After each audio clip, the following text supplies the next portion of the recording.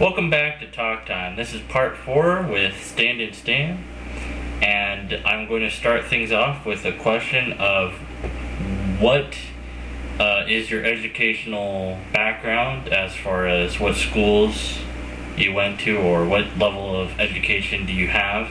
Private uh, study and learning through our own interests. Confused Matthew is a hell of a lot more the Aristotelian philosopher that I am, and he learned what he knows about philosophy by buying books on people who are experts on the subject and reading them and reading conflicting points of view at different times of philosophical history and that kind of thing. I've done sort of the same, although I haven't read nearly the amount that he has on the subject of philosophy or science. I've studied theology for most of my life through, again, just this sort of private interest and buying books and reading them. This next segment deals with Stan's thoughts about being uncomfortable when listening to or reading different viewpoints.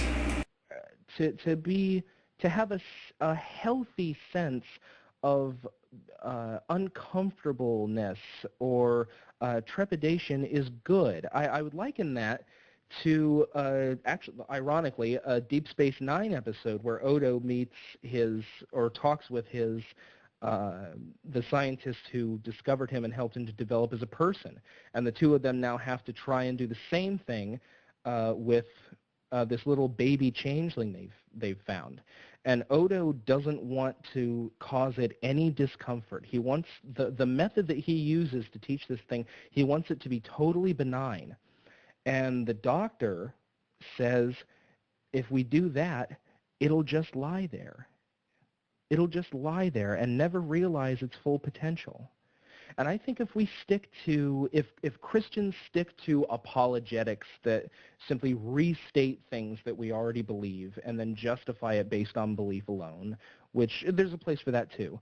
But if we stick to those things that we're most comfortable with and we listen to only people who agree with us and read only people that we agree with, we'll just lie there, like the little changeling, never realizing our full potential, never sharpening the conclusions that we've come to. Taking that into account, when you mentioned comfort, I couldn't help but thinking of a couple of things that I had talked to somebody about. I said the statement that I believe strongly as a society, we need to get rid of money. And they said, but then everybody would instantly no longer work. Nobody would do anything. I thought, yeah, that's true to some extent, but I think eventually the survival instinct would kick in and we'd have to go and forage for our own food. And things of that nature. I guess we would, society would crumble around us, or, do you think people are intrinsically lazy without some sort of thing like money to drive them forward, or perhaps even going further and saying evil as a force? People often ask, why is there evil in the world? Perhaps evil exists to make us uncomfortable so that we do things to try to stop it or get rid of it. Um, on the subject of evil, I don't, to briefly address that, evil is something that needs to be done away with. There is no need for evil. We don't, we sort of define, we tend to define ourselves by what we're against more than what we're for. And I think that's a mistake. I think that's why, I think that if there's any real root cause of war and conflict, which there's no one cause, but if there were any real cause, I would say it was that.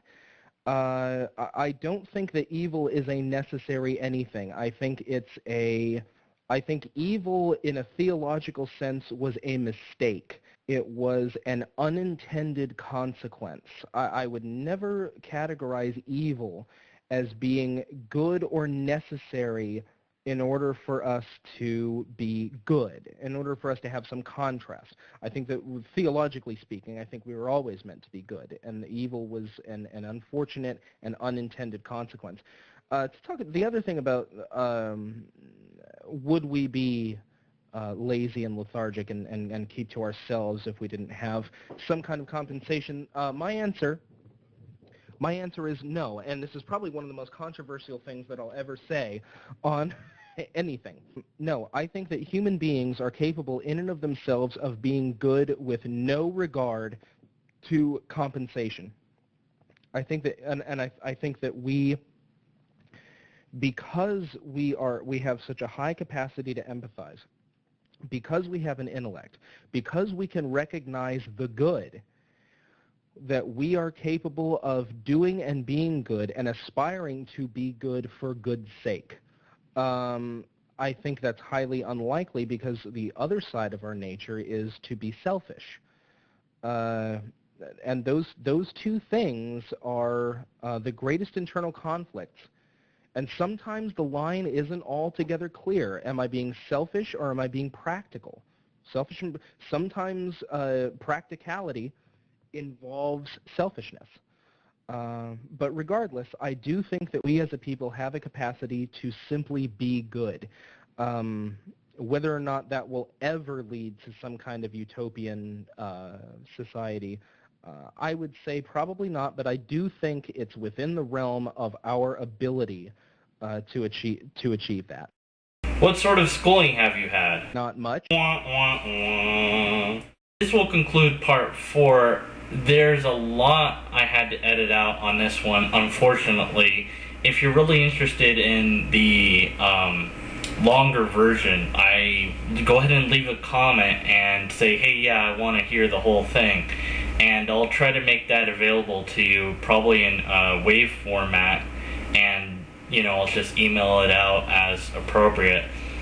And there's just a lot of things said that were great things, but unfortunately just don't fit within a 10-minute video.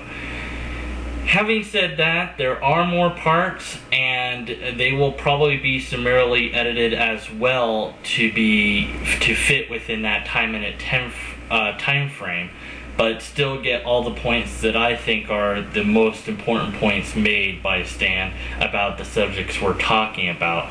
So I apologize for not having everything here. I had what I believe is the most important points made, and I know now I'm just blabbering on about editing, but I felt it would not be fair to Stan to not explain why there was large bits of this missing. But at any rate, there will be more to come. There's a lot more still to cover. Until next time, peace out.